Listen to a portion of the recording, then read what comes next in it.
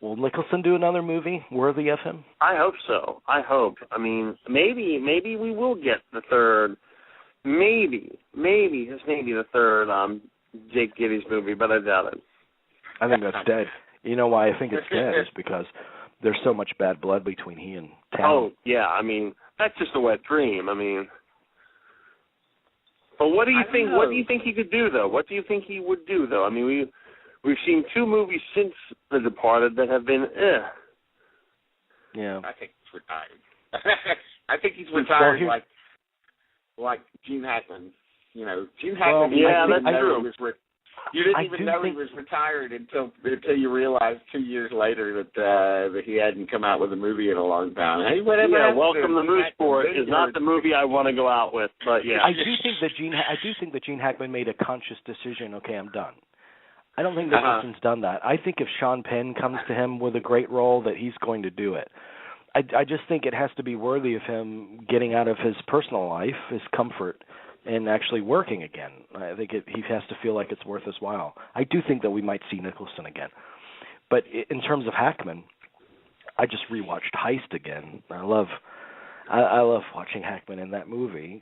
And I miss him so much. But you know, Jerry Schatzberg has written a sequel to Scarecrow. That would be great.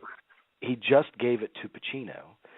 And Hackman said, "No, I'm retired. I'm not going to do it again." Even though Scarecrow. Well, then that sucks. Hackman's one of his very favorite movies is Scarecrow that he's done. But he says, "Look, I'm going to try. I'm going to get Pacino to say yes to it, and then we're going to try to convince Hackman to do it because obviously we can't do it without him." But It follows those characters 40 years later, and then Alexander Payne tried to get Hackman for Nebraska for the role that eventually went to Bruce Dern. I don't know. It's funny when you get to those Hackman portions in the new Friedkin book. You start to realize. Oh my God! Yeah. You start to realize that maybe he doesn't really. I don't think he really likes acting all that much. No, he doesn't. I don't think he. No, he doesn't. You're absolutely right, Dean.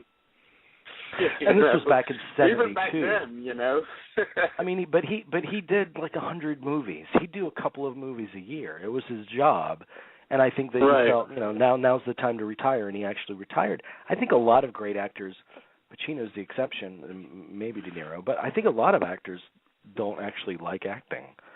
That's true. I'm getting that picture too. The ones that are very intensive about it, it's a painful process. It's like I was listening to an interview with Sean Penn, and he was talking about one of my favorite movies of his, the assassination of Richard Nixon.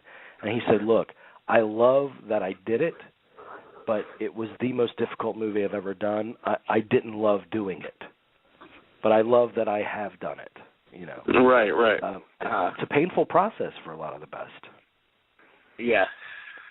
I can't imagine that Raging Bull was pleasurable. Exhausting. I mean, imagine how exhausting that was.